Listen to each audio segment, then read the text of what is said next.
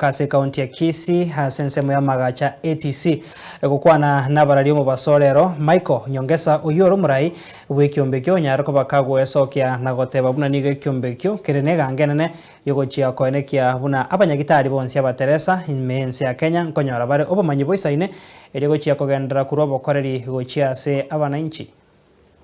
We are an association, a professional body, and our main agenda in healthcare is to ensure that nurses provide quality of care. And for this to happen, is that nurses must gain skills and competencies to be able to perform at their maximum to serve our clientele and to serve our patients.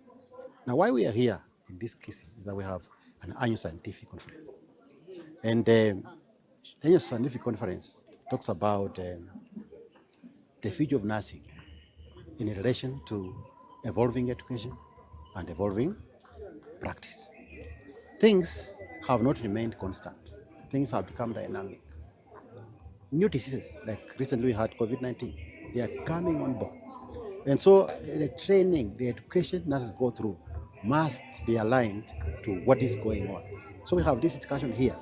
And number two, when there are changes in the healthcare in terms of diseases, in terms of conditions, then we must also change the tact on our practice. We must improve and have newer ways looking at the horizon for us to be able to have relevant practice, quality practice that will be able to meet the needs of our clients and the needs of our patients. So our discussion here in this conference is about the future of nursing in relation to evolving education and evolving practice. We have global scholars here in this conference.